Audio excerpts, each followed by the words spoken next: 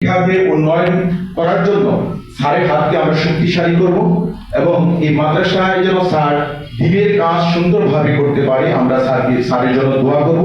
স্যারকে আমি বলতে চাই, স্যার আমার ব্যক্তিগত পক্ষ থেকে, স্যার আমরা শুধু মাদ্রাসা শিক্ষাকে উন্নয়ন করার জন্য সর্বপ্রথম আমাদেরকে ইবতেদায়ীকে স্যার উন্নয়ন করতে হবে।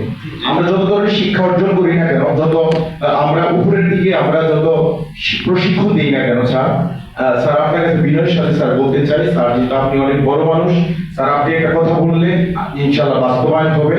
মাননীয় প্রধানমন্ত্রী সহ শিক্ষামন্ত্রী হয়তো আপনার কথা শুনবেন ইনশাআল্লাহ।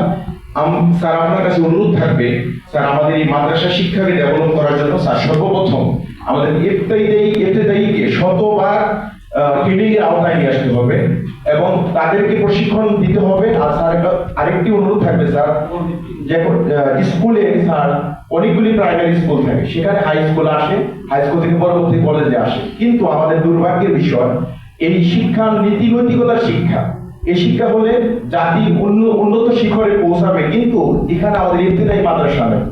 অনেক ইউনিয়নে দেখা যায় একটা মাদ্রাসা আছে অবহেলিত, তাদের কোনো বেতন নাই, তারা ঠিকভাবে চালাতে পারে না। এজন্য স্যার আপনার কাছে অনুরোধ থাকবে প্রত্যেক ইউনিয়নে আমাদের 2টি করে যেন ইবতেদায়ী মাদ্রাসা স্যার এটা করবেন ইনশাআল্লাহ।